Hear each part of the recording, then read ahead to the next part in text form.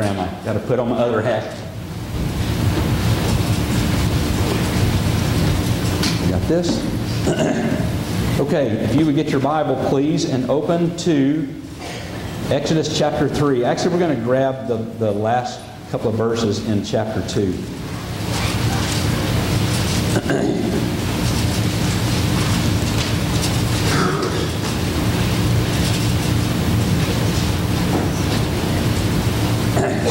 This is another one of those days where I had like 25 hours in, and I'm like, okay, I got this. And then in the last 24 hours, it's like, nah, forget all of that.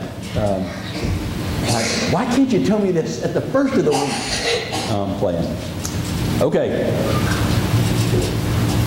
Okay, don't bail on me now, all right? You did so awesome in worship, and then now you're like, okay, I'm checked out. Don't check out. You don't check out, I'll have you out early. How about that? Okay, well, never mind then. Yeah. Oh, man. It's going to be a long day. All right. So here's where we are. Visitors, I had this wild idea back at the first of the year. I thought, it'd be awesome to just start at the beginning and just start preaching through the Bible. Well, here we are, mid-October-ish, and we're only on Exodus chapter 2. But it's been awesome for me. It's been unbelievable that I'm seeing Jesus in Genesis, and I'm seeing grace and mercy and forgiveness way back there, when God the whole time was going, hey, I'm trying to get your attention here. The Bible does talk about God whistles, right? You know that? I promise. Look it up in your concordance. There's several verses about He whistles to those from the ends of the earth, calling. He's calling. That's one of the things about God. He's always calling. And I hear this. My dad used to whistle when it was time to come home. I did not want to come home. I played. I won't tell you because Terry ruined it for me with her. She's playing in the fields and the flowers, and I'm dragging stuff home from the dump ground on my bicycle. Anyway. When it was time to come home, my dad had this certain whistle, and I knew it. I could be blocks and blocks away, and I heard that, and I knew it was time. It's kind of the same thing. It's like God's calling, whistling. I think this is silly. I know I'm already goose chasing here, but that's one way I hear that I think He whistles. Another way is the Bible talks over and over about Him wooing us, courting us, and so there's that kind of a whistle. Where God's going, I'm crazy in love with you. And He's flirting and He's calling us to Himself. So anyway, all right. So at the end of chapter 2,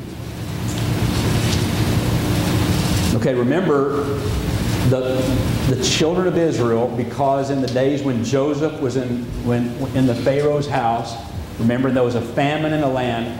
Jacob and his family, and subsequently all the Israelites moved into Egypt so that they could be cared for. Well, hundreds of years passed. 200 or 300 years have passed now.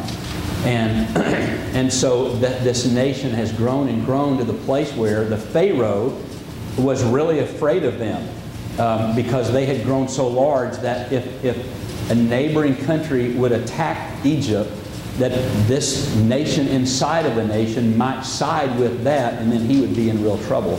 And so he began to try to eliminate them.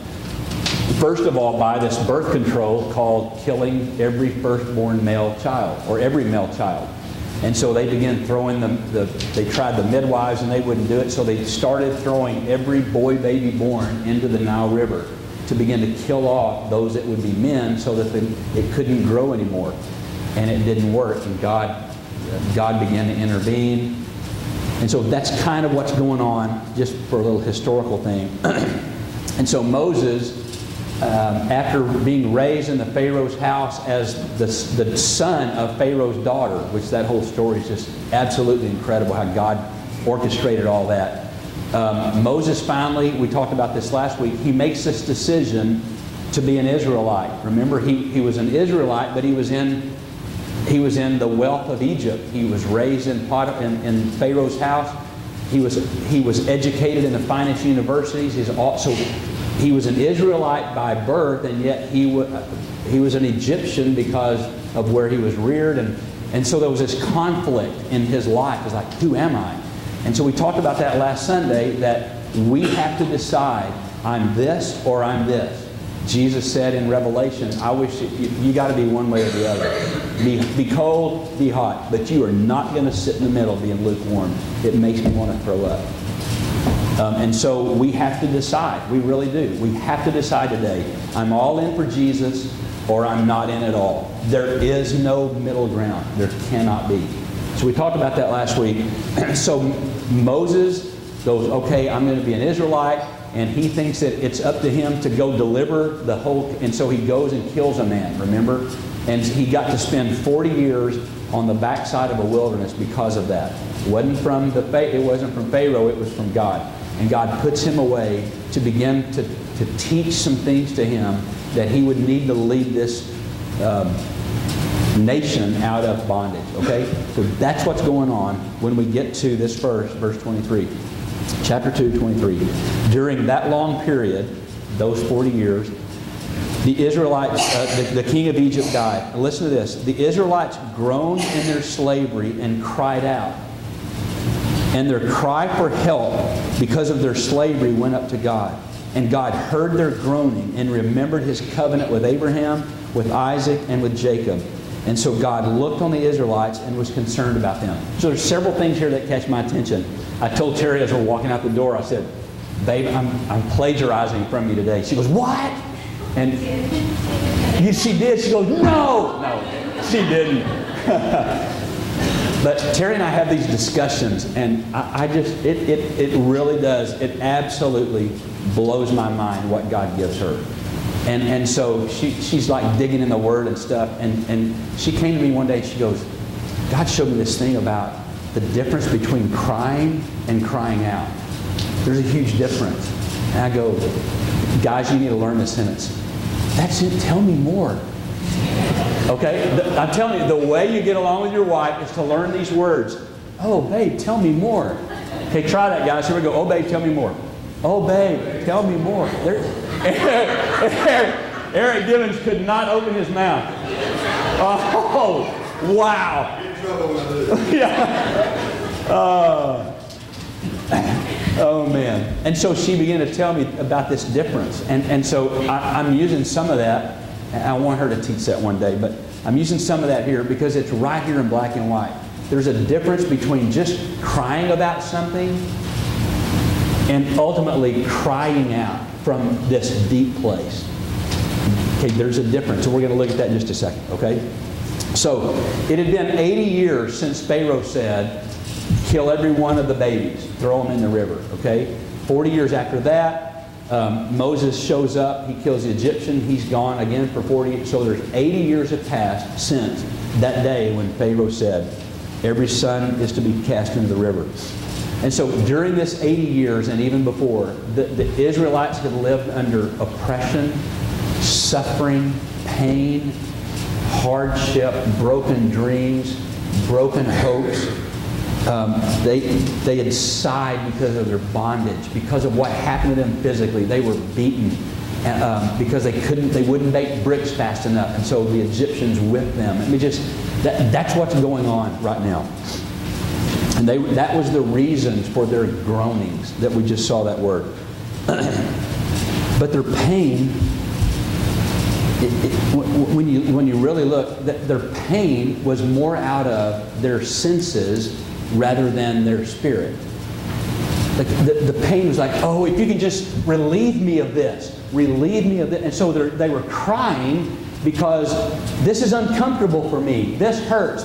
But it was all a surface thing with senses, touch, what they smelled and all of that. So crying, that they were crying because it was uncomfortable. They broke a nail. I had to wait at this light. I mean, it's amazing what we cry about. Really? I won't preach that sermon. Trust me, you don't want me to go there. But they were sighing because of this temporal bondage. And so God's going, okay, Some of you are going to go, that's heresy. Stay with me. You got to hear this in totality, okay? I'm not so sure how much of my crying and whining God hears when it's about my flesh. Okay? Oh, God, would you... Oh, I'm going to get in so much trouble. God, would you give me a parking spot by the door of the mall? Okay, never mind. All right. But it's incredible. Trust me, you'll get that if you just read. Okay, never mind. I'll get in trouble. Okay. But it's amazing what we whine and cry about our flesh. Now, here's one. I'm going to just, I'll be more open and honest probably than I should. But here's one. Okay, we have been, we lived debt-free for years and years and years. But then because of some circumstances, we made a move, and then we had some health things, and we found ourselves in debt. But it was my choice that did that. And so I whine about my debt. God, if you could just, it's so hard to make these payments and blah, blah, blah, blah, blah. And does God want me out of debt? Yeah, He does. And yet, I've got this, I'm talking about me and for me, okay? I'm not trying to make a theological issue about this, or, okay, I'm just being honest. And so I go, God, would you deliver me of my debt because blah, blah, blah, blah, blah. And it was about my senses rather than, but then the day comes when I begin to groan because I see, because I'm in debt, what if God were to ask me to go to Moldova and live my life? I can't go. All of this, I mean, that's a game changer. Does that make sense? It's like on the surface, oh, this is uncomfortable, wah, wah, wah, wah, wah. And I don't know, this is me. I just don't know how much crying God hears. But when I cry out, different deal. Are you with me so far? Okay, so for years, they had cried out. I mean, they had cried. They're uncomfortable. We like it here. And remember, it started out hunky-dory for them. And so they're used to all this Egyptian stuff, and it's all this, and they kind of liked it, but then it got a little harder and a little harder. And so they're crying but we want it the way it used to be. Sounds like, never. I'm in bad trouble. Okay. We liked it the way it was. Don't change this. And so they're crying, and God's going, you're going to have to stay longer because I'm not interested in your crying. I'm interested in your crying out. And so it gets harder and harder and harder. And finally, you see the words change. And so now it's not sighing anymore. It's groaning. And there's something about my groaning and your growing that moves the heavens. That's when God begins to move. When we move from crying to crying out, it's a game changer in the heavens. And all of a sudden, God goes, He begins to mount stuff up. Because now it's not about little whiny crying. It's, okay, I got them where I want them now. See, God wants me there. And He wants you there. He wants me where the Israelites got to, where I come to the end of myself. In a minute, we're going to talk about, if we get that far, we're going to talk about one of the reasons Moses wasn't ready is because he was too strong. What? He was too strong to lead the children of Israel out of bondage. God had to get him to the place where he was absolutely spent, where there was nothing to him.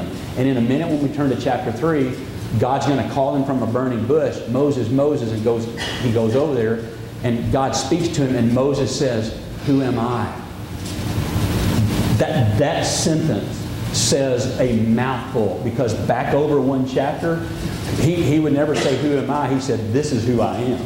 And he's cocky and he's arrogant, and he's going to, I'll deliver this country by myself. And that's how some of us are spiritually. We're all bad, and we got all this and this self-confidence. And listen, God cannot use your self-confidence. He can't. God gets us to the place where we're broken and totally, where we come to the end of ourselves, where there is no way to turn except to Him. And then all of a sudden, what happens is, it changes in here from sighing to groaning, and God goes, now we can get to work. Does that make sense? Yeah. So some of us in this room, and I include myself in this, I lived for so long like sighing. I didn't want to groan. I don't like to groan. We in the Western Church, we don't want to groan. We have microwaves, and everything is now. And God's going, okay, remember 400 years had gone by? Well, there's a verse in the Bible that says, to God, a year is like 1,000 years is like a day. Okay, so 400 years. So they're not even quite to lunch yet.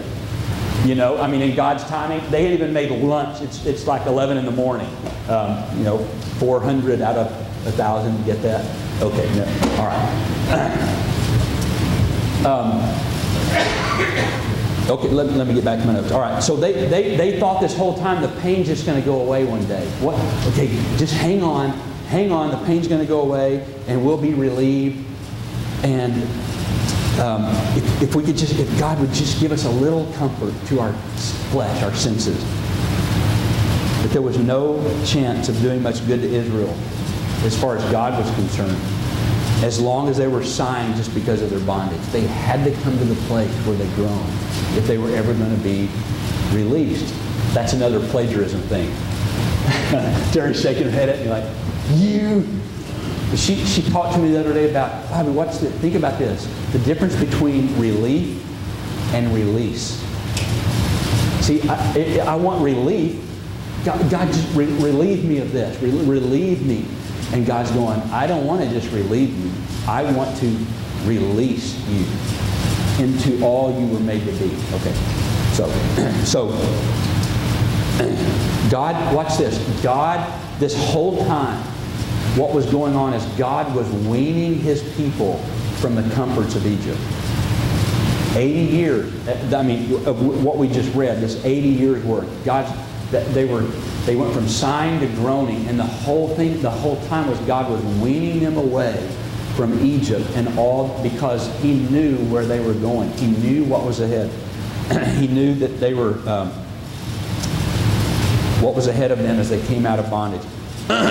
See, we all have to find out what Egypt really is.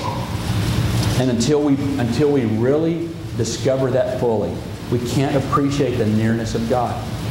And so God brings us to this place where we recognize, oh, okay, that's what Egypt is. So God had to discipline them. He had to form their character. He had to prepare them for the hardships that were coming as they went into the desert, because they were on their way to the land that flowed with milk and honey, right? But we won't get there today. But when He talks about it, He mentioned these 6 nations that possessed it. And so for the Israelites to take possession of Canaan, there were 6 other nations they were going to have to fight. Well, how do you get ready to fight? You get ready in hard times. By the way, this is, I need to say that and get it off my chest.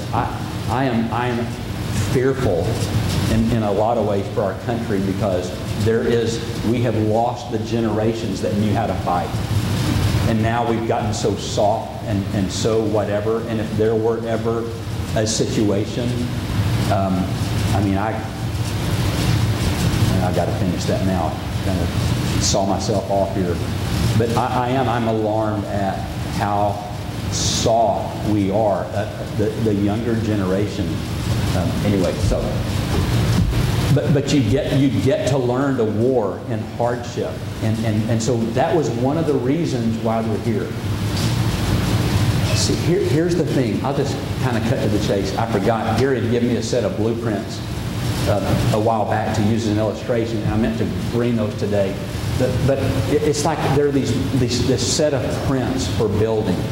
And it's like God, in a minute we're going to see this if we get there, when Moses began to ask these questions, he says, like, who do I tell him that sent me? He said, well, I am that I am. That's who sent you. I am the Father. I am the God of Abraham and Isaac and Jacob. It's like God was spreading out the prints. He's rolling them out. And He's going, okay, here's the plan. Here's the picture. And I started this, and I wish we had time to look at it. I started this back in Abraham, when Abraham was really Abram. And in chapter 12 of Genesis, when God says to Abram, I want you to leave your father's country, and I want you to begin to go, you start walking. I'm not even going to tell you where you're going, but here's the deal. And he begins to spell out that Abram is going to be a father of many nations, and his descendants are going to outnumber the stars in the sky. Remember all that? And yet he was a 90-year-old man.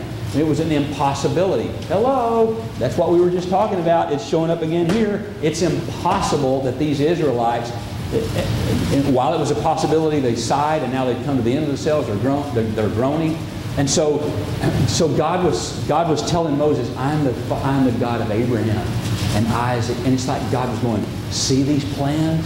And so what happens is when we cry, when we get in our little whiny place and we're a little uncomfortable, because we didn't get paid enough, or I've got this going on, and my child's doing this. I'm not making light of those things. Those hurt. I know that. They hurt. And they hurt deeply. But what I'm trying to show you is God comes along and He goes, but this is part of it. And so it's like He rolls out and He goes, here's the plan. This is what I was doing then. And this is what I'm doing now. And all of that is for what I'm going to do one day. I mean, listen, the stuff in your life, listen to me, the stuff going on in you right now has not taken God by surprise. Okay? I mean, that's good news for me. God is not on His throne wringing His hands. What am I going to do with the mess Bobby got himself into? Oh my goodness. Oh my goodness. The Bible in Revelation talks about around the throne there's a crystal sea. Listen, the crystal sea is still like glass. It's not like got all these choppy waves because God's fidgeting. Oh, what am I going to do? What am I going to do? What am I going to do, Jim?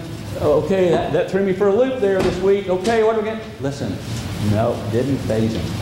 He got it. Okay? All right. God can only do so much for us.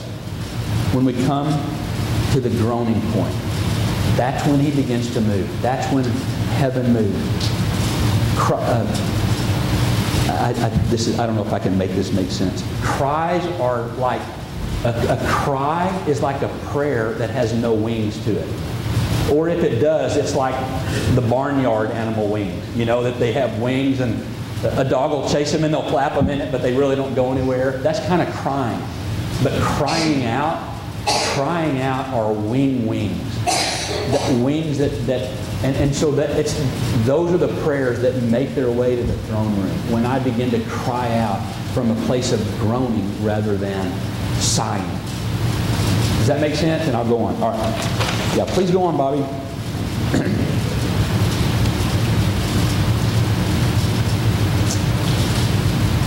Okay, chapter 3. Now Moses was tending the flock of Jethro, his father-in-law, the priest of Midian.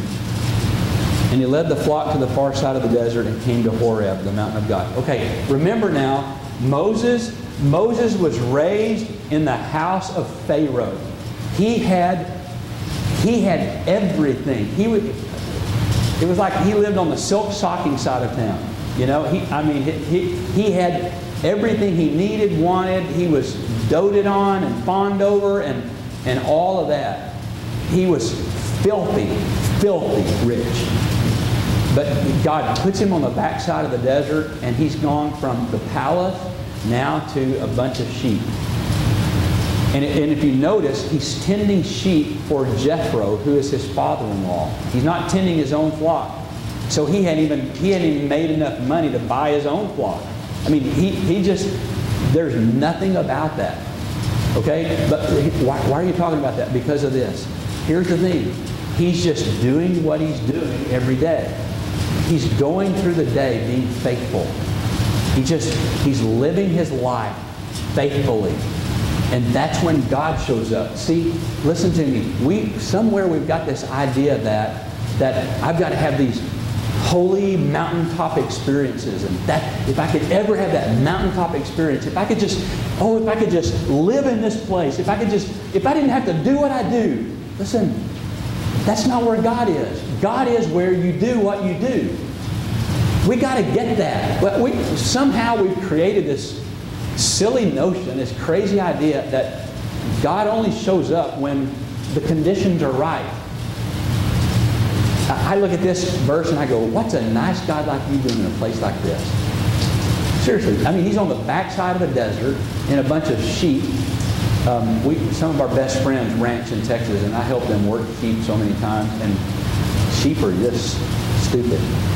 They are. It's like when they'll get out of a trailer, if one of them jumps, the entire trailer will jump over the same imaginary thing that the first one did. I mean, seriously, and every one of them will jump the same way. It's just crazy. And if one of them takes off running from you, you're on horseback trying to gather sheep, and one runs, and they all run the same way. Good grief. So here he is. He's gone from the palace to this backside of this wilderness, desert, herding sheep, just doing his own thing. And listen, this is such good news for me. That's where God showed up. Some of us are frustrated about where we are. Listen, you're in a great place because God's going to show up. He is. He's going to meet you right where you are. You don't have to change anything. It's like God, and so the conditions are right. So God shows up, and there the angel of the Lord appeared to him in flames of fire from within a bush. And Moses saw that the bush was on fire and didn't burn up. So he thought, I will go over and see this strange sight. Why didn't the bush burn up? Okay, here's my little goose chase on this verse. It's like when I saw this, I go, how do we respond to the miraculous? I mean, this is a miracle, a miracle, and so I'm going. I want to know how to respond to when God does something like this for me. So I just start looking around. See, he didn't treat the bush like it was this delusion. He didn't treat it like, I'm losing my mind. This can't be for real. He did his eye. My eyes are playing tricks on me. He didn't suspect his own sanity. God, I must be losing my mind. I'm going crazy. He didn't think he was crazy. He didn't seek anybody. Janet, come with me. Look at that. He didn't seek anybody out to verify it or make him, whatever. And sometimes we do that. With God will do something. Or here's what we do. Well, the miracles really ended at the end of the apostolic age, and seriously, we come up with all this stuff. Like, well, the miracles, God doesn't need to use miracles now because we have the Word, and really? Then guess what? You're not going to see any. I'm serious. I mean, if you have explained them away, then I mean, here's some bad news. You may not get to see any. Because God, we're just saying, He's the same today as He was yesterday, and the same as He's always going to be. And God just didn't stop one day. God is still doing it. He's still doing things. He's still moving and orchestrating and begging us to get to the place where we stop sighing and crying out and groaning and all of those kind of things, because God is trying to reveal Himself. But we explain stuff away. I had professors in college, not kidding. Big time, big Southern Baptist school. You would know the name. Well, let's see. With the JEPD theory of the Old Testament, Moses could not have written the Pentateuch.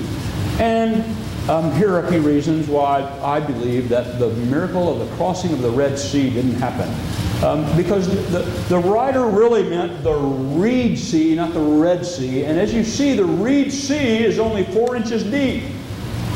Greater miracle, an entire army drowns in 4 inches of water. Hello! Okay. And then he goes, and let's talk about let's talk about the plagues. Yeah, now it's true that Moses touched the Nile River and it turned to blood. I don't understand. But the magicians did it, of Pharaoh, and see, it wasn't really that big of a deal. And so what happened, the way we're going to explain this is that when the Nile turned to blood, that made the frogs jump out. And that's why it's called the plague of frogs. Well, then the frogs die and the lice come, and the locusts come to eat the lice, and there were some local places where the locusts were so thick it seemed like it might be dark, and that's where... Really? Listen, I got to tell you that if it's in here, I'm believing. Okay? And if it's in here and I'm believing, I'm praying it for you. I am. And I'm praying it for me. I had a conversation with someone, and he and I had this disagreement, and it's okay. You and I are going to disagree. I totally understand that. Terry and I disagree. My children and I disagree. On bedtimes, on curfews. No, okay. All right. So here's the point. What was the point? I lost my, had a senior moment here. What? Oh yeah, the confrontation I had with this person. So it was about the will of God. And so it was over the verse about, well, if it's God's will, then, God, if it be your will, then would you help Gary get well from his hernia surgery? God, if it be your will. And so this person, that was his stance, that we pray, God, if it be your will. My stance is, the Bible says very clearly, it is His will that Gary be well. It is His will that he walk in health and healing. It is His will that Janet Hazelton will not have cancer again. That's His. And so I choose to pray from that place. Because for me, in this conversation with this guy, he believed that, well, if I say, God, if it be your will, then if God doesn't do it, then it was never His will. No, what you're saying is you're making an excuse so that if God doesn't do it, you got your back covered. Seriously. So, okay, I'm back to it. Man, I'm so out there today. So, if it's in here, I'm believing and I'm praying it for me. I'm going to use you one more time, babe. Well, I need to ask you to forgive me now before okay. Yeah. It's like proposing in a big place. And what's the girl going to say? No? Tara, please, will you forgive me? No. Seriously. But I've kind of revealed a little too much of me, and this may reveal a little too much for her. But I'm telling you, Terry and I pray every morning early. And I tell her this. It's not a flesh thing or whatever, but I go, to hear you pray, when you pray over me, or when you pray for that people in church, it's like I come up going, I'm in heaven here. It's just some of the things she prays. But here's the thing, she has the hardest time praying those things for herself, because whether it's family of origin, whether it's what she caught from church, that now praying for yourself is selfish. And so, does anybody else struggle with that? I can pray, yeah, a lot of people, Vicki, George, raise it high, Gina, good, yeah. Why is it mostly women? No, Nate, I wasn't looking at you when I said women. No, seriously, but, what is it? Listen. Some of you visitors are going to go, I don't ever want to hear a sermon from him again. He didn't make one bit of sense. If it's here, it's for you. If it's here, it's for me. It is. Like some of these things in Isaiah. Man, I open Isaiah, and I love the book of Isaiah, especially like after chapter 30. And I'm like holding this, I'm going, that's mine. I am claiming that for me. I'm just like, yes. So, if it's here, it's for you. Start believing it. Start acting on it. Start living it out. Start asking Him for it. How did I get way off on that? That was pretty good, but I don't know how I got off on it.